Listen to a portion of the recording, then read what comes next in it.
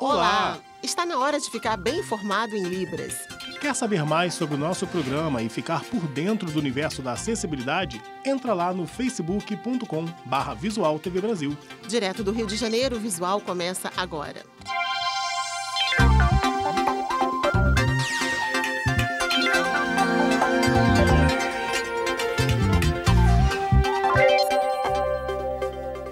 Em 1904, no Rio de Janeiro, aconteceu a revolta da vacina. Na época, a população não sabia o que era imunização e tinha medo dos efeitos, hein? Por isso se recusavam a tomar as doses. Hoje, mesmo com as campanhas de esclarecimento e o acesso à informação, um movimento anti-vacinação tem feito cair o índice de pessoas imunizadas. Isso representa um risco, porque doenças já erradicadas podem voltar.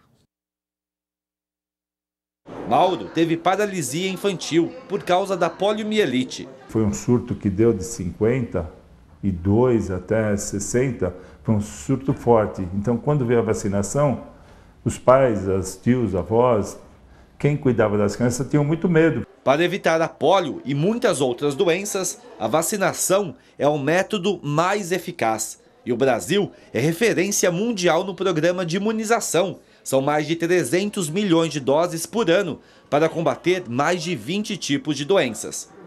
Essa especialista da Fiocruz falou com nossa equipe pela internet. Muito importante que as pessoas sigam o calendário de vacinações. Mas sempre na dúvida, conversa com o pediatra. Mesmo assim, muitos responsáveis deixam de vacinar as crianças. Segundo dados do Ministério da Saúde, houve queda nos números de doses aplicadas de alguns tipos de vacinas no país. Em 2013, a vacinação contra a poliomielite atingia 100% da meta. Em 2016, foi menos de 85%. Houve redução também na vacinação da primeira dose da tríplice viral, combate sarampo, cachumba e rubéola. Em 2013, foram vacinadas mais crianças que o número previsto. Em 2016, esse índice caiu para 95%. O Estatuto da Criança e do Adolescente garante o direito à saúde e torna obrigatória a vacinação. Para alguns especialistas, a recusa em vacinar os filhos é um ato de negligência e pode ser considerado um crime grave. Eles estão sujeitos ali, inclusive, a ter multa e na área civil perder o poder familiar por abandono dos filhos. A solução pode vir das escolas. A orientação que nós sempre damos é para que as escolas eles cobrem a carteira de vacinação atualizada no ato da matrícula da criança. A telemedicina é uma tecnologia que avança e melhora o atendimento dos pacientes em todo o mundo. Em Fortaleza, os médicos do Hospital Universitário usam a ferramenta para treinar profissionais e ajudar nas consultas e diagnósticos. As sessões de telemedicina iniciadas em agosto no Hospital Universitário Walter Cantídio têm como objetivo reduzir e agilizar o número de atendimentos na unidade, que em 2016 foi de 27 mil pacientes. Nós começamos a perceber que muitos dos pacientes que são referenciados para o hospital terciário, eles poderiam ser orientados nas suas unidades de base. Para se ter ideia, o hospital recebe pacientes de Natal, Tocantins, Pará, principalmente para transplante de medula. Em 2016, a unidade realizou 67 transplantes e neste ano já contabiliza 47. Cerca de 50% dos atendimentos realizados aqui no Hospital Universitário Walter Cantídio são de pacientes vindos do interior do estado ou de regiões como o norte e nordeste do país.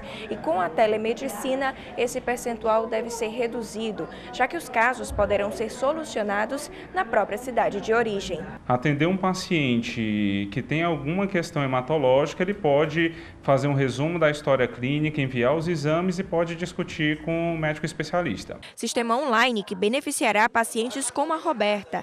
Ela é de Sobral e teve que vir a Fortaleza devido a um problema na medula. Aí não vai precisar a gente sair da cidade da gente para poder vir para cá, né? Porque eu saio de casa 1h30 da manhã e sendo assim eu vou ser atendida lá mesmo. As dúvidas mais frequentes são com relação a anemias, sangramento e redução na quantidade de plaquetas. O especialista tem 24 horas para responder às dúvidas dos profissionais do interior. Em breve, o serviço será expandido para outras áreas. Imagine uma escola sem turmas, sem disciplinas e sem provas escritas. A ideia tem influenciado educadores e transformado escolas em todo o mundo. É isso aí. Em Brasília, uma escola pública adotou o método, mas ele ainda enfrenta a resistência de pais e professores. Já na chegada, uma cena diferente. É hora do intervalo e as crianças estão brincando do lado de fora, quase sem supervisão. Há um trato entre elas e os professores. Umas são responsáveis pelas outras. Se alguém se afastar, todo mundo perde o recreio. Autonomia e confiança, essas são as palavras de ordem nessa escola pública do Distrito Federal. Aqui os professores e a direção decidiram iniciar em 2014 uma transição desafiadora. Querem uma escola mais democrática, onde a aprendizagem venha não da imposição, mas da colaboração entre professores e alunos. Você identifica a necessidade de cada aluno e você se planeja para atender esse aluno individualmente. O professor, então, ali é um orientador que vai fazer com que ele percorra o currículo através da sua curiosidade. As ideias que inspiram esses educadores vêm desse português radicado em Brasília. José Pacheco fundou há 41 anos a Escola da Ponte, com um método que tem influenciado escolas em todo o mundo, inclusive em vários estados brasileiros. É uma nova construção social da aprendizagem. No Brasil, já aconteceu em vários lugares. Só que o Brasil continua a importar modelos estrangeiros. Escolas são pessoas. Não são edifícios. São pessoas. Podem estar ou não dentro de um edifício, ou vários edifícios. E o que são as pessoas? Os seus valores. Nós agimos em função de valores que assumimos. Na 115 Norte, eles decidiram acabar com as turmas. As salas são identificadas por cores e as crianças divididas por ciclos. No primeiro ciclo, meninos e meninas do primeiro, segundo e terceiro ano estudam juntas. No segundo, convivem alunos do quarto e do quinto ano. Nas salas, as carteiras ficam em círculo e há espaços criativos administrados pelos próprios alunos. Aqui eles montaram um supermercado e treinam como fazer compras. Neste outro espaço, eles fazem a gestão da biblioteca.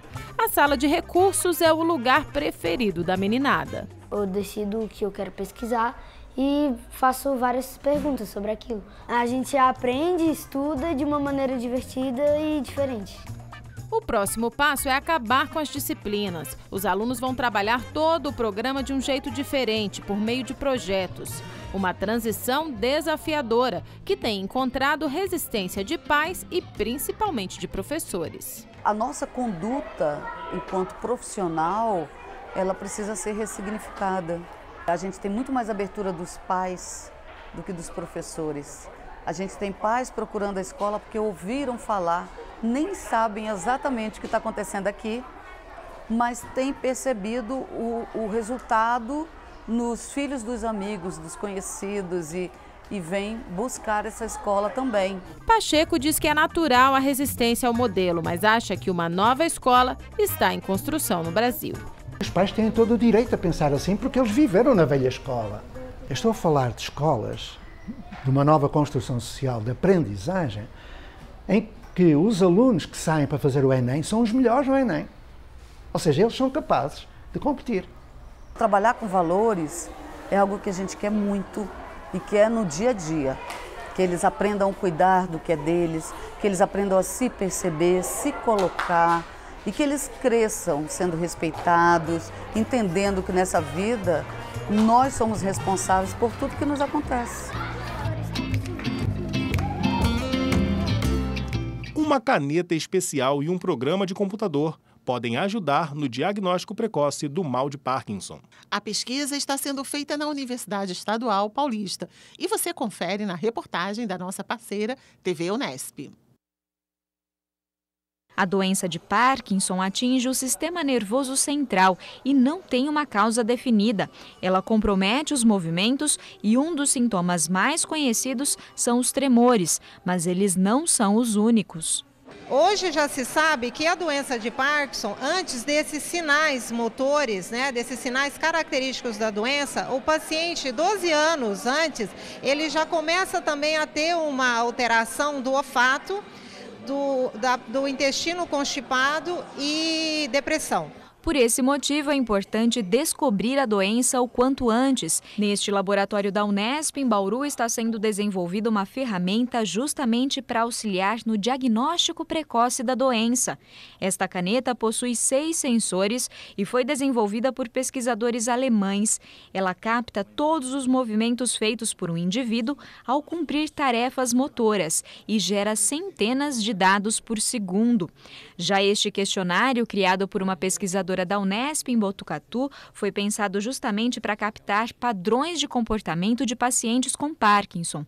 Juntos, eles oferecem um banco de dados para um diagnóstico mais preciso. Mas como mapear essas informações e chegar a um padrão de diagnóstico da doença? Esse é o trabalho do professor João Paulo Papa e do Cleiton, que foi orientado por ele durante o doutorado. Eles produziram um software capaz de ler e interpretar os dados gerados. Após isso, a gente pega esses dados, converte ele na melhor forma que a gente utiliza hoje, com as técnicas de classificação de padrões que a gente utiliza, e em cima disso a gente consegue obter a taxa de acurácia, que hoje o valor que a gente conseguiu obter assim, é de 90%, em torno de 90%. E o software ainda tem a característica de poder ser constantemente atualizado. A ideia do software é que quando ele seja posto em prática, provavelmente ele vai cometer erros, o que é normal, e é bom que ele cometa erros, porque esses erros eles vão ser utilizados para melhorar o seu processo de aprendizado, no sentido de, no futuro, minimizar os erros. E o Visual fica por aqui. E você já sabe, para falar com a gente é só mandar uma mensagem pelo WhatsApp. O nosso número é 021 974 522 300. Tchau, muito obrigada pela companhia. Tchau, tchau para você.